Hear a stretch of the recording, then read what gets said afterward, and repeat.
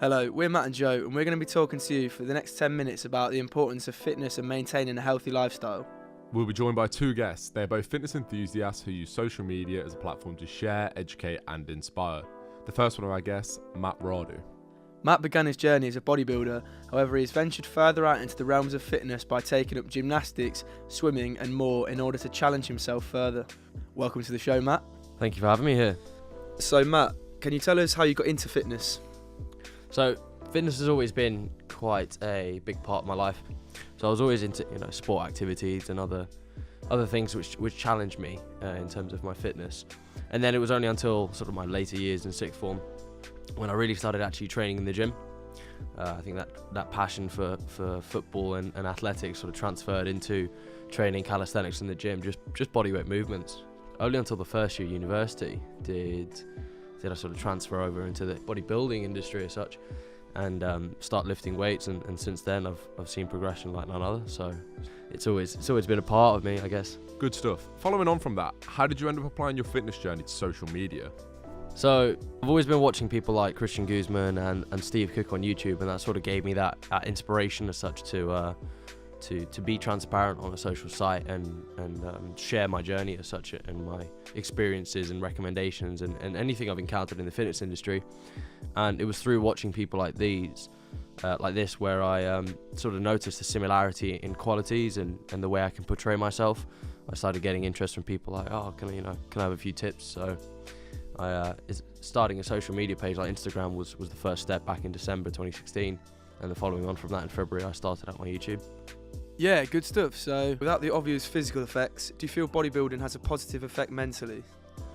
I do. I think the physique you gain from bodybuilding or any form of weight training really is a sort of byproduct to why people actually go to the gym.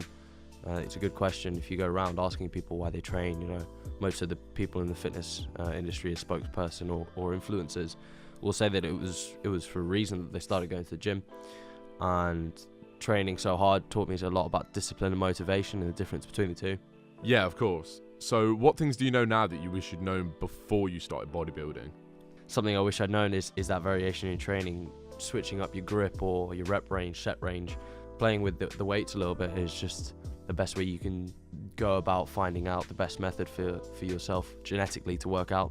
So it took me a bit to notice, but obviously I'm still early on in my fitness career. I'm still not reached 3 years of training yet, so if I know already what I know now, I'm excited to know further what I'm going to learn in 2-3 years time. Still a work in progress. Still a work in progress indeed. Still grinding. Yeah. How do you keep your diet healthy yet still enjoyable? I strive for perfection and 100%, perfect diet, but I aim for 80.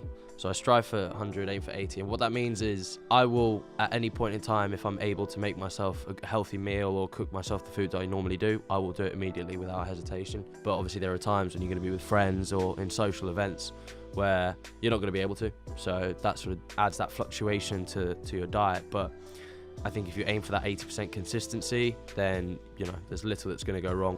So finally, what advice would you give to anyone who wants to start their own fitness journey or who's already started but they need some guidance? So one thing I definitely say is a lot of people will start their fitness journey based on, watching someone else as an inspiration. And I think the best thing I can say is mimic their intentions but don't replicate their actions. Look at their work ethic and how hard and how much effort they've put in over the years to get to where they are, because it won't have been an overnight success. No one in the fitness industry is, and everybody knows that. But make sure you have your own style, your own regime. I've seen some people, have inspiration from those influencers in the industry that are big at the moment, and unfortunately just replicate their style of editing or of training as such. And it's a shame to see that people are not diversifying in a saturated industry like the fitness one. It's important to recognize the differences between yourself and the others and how you can best portray that. So if you've got any quirky talents or qualities you want to display, go ahead. What does fitness mean to me? It's my therapy. It helps me focus my mind. Fitness makes me feel good about myself in terms of how I look, how I feel, and how other people see me. I enjoy seeing self-improvement and it builds my confidence. Fitness allows me to challenge myself physically. We'll now be joined by fitness YouTuber Joe Delaney. Joe has established himself in the fitness industry by gaining a large following that's continuing to grow. He has a passion for fitness, travel, and making videos. Joe has a career as an online personal trainer and YouTuber. He uses this to connect with more people than would otherwise be possible in a career elsewhere. Thanks for joining us, Joe. Thanks for having me. So, looking at where you are now, how would you say fitness has scoped your career path? My career path kind of did a 180, like before I kind of got into fitness. From a career point of view, I just graduated with maths at uni, and then I worked for a bank for a while, which is pretty much the opposite of fitness, and kind of crept up on me in the sense that I'd always been into fitness, and then it was only one day, while I was sat on a beach somewhere, that I thought, maybe I could make money out of this, that'd be sound. I suppose at least up to this point, how has it influenced my career? Well, it is my career, so as much as is possible. Yeah, so in relation to that then, will fitness always be the driving force of your career, or could you see yourself venturing elsewhere? It's hard to predict what you're going to value in 2 years' time, or 5 years' time, or 10 years' time. It's hard to predict what's going to make you, feel like enthusiastic. And when I was at uni and I was studying maths, that made me feel enthusiastic. I thought, I envisaged myself as doing research and stuff, and thought this is really going to make me, want to get up in the morning. And then after my final exams, I was like, actually, nah, don't think it will. Don't fancy it anymore. So I just did something different, and now this just keeps me entertained, and maybe one day it won't, but then I'm sure I'll find something else, because there's enough in the world.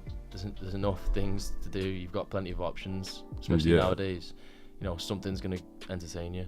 So, going back to the content you create, how do you feel it differs to other fitness enthusiasts in order to stand out?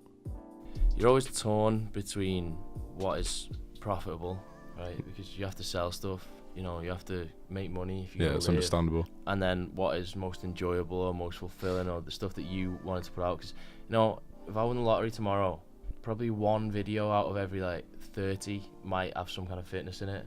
I'd still YouTube because I like doing it. I like making videos, but they'd be different, Yeah. And what is gonna sustain your life, and also it can be quite of an upward spiral in some sense, when if you do things that allow you to make money content wise, you make more money, you have more opportunities to make better content.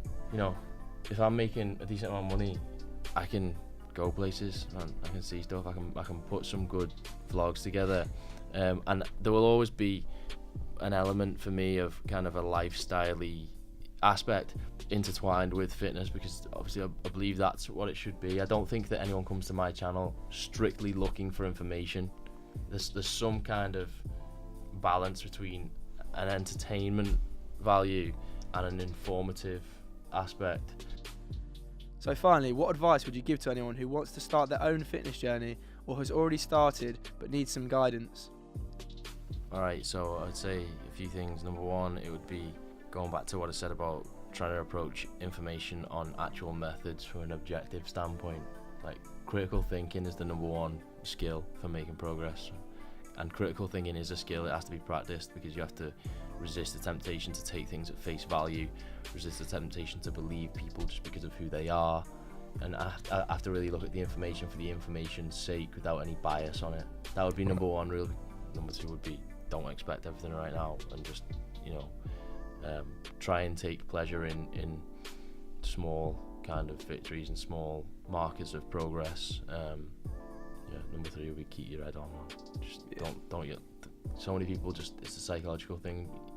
Their head will fall off one bad scale reading, or they'll feel weak one workout or something, and then it's just head is fully just going to change what I'm doing and stuff like that. You're not going to instantly make it overnight. Just do the basics and just chill out chill out. You know what I mean? Every bit of, you will make better progress with a kind of chilled mindset. If you're in that rushed, hurried, I need it now, I need to hit PRs every week, I need to lose weight, I need to build muscle, I need to do this, that's just not conducive to progress. I suppose it's with everything, man. It's not realistic either, is it? No, yeah. You've got to be patient whilst working hard, and obviously it'll all come together as such. Thank you for joining us, Joe. Thanks, that's been a pleasure. I've really enjoyed this. Thank you. Cheers. Thank you to everyone who has listened. We hope you take something away from today's interviews.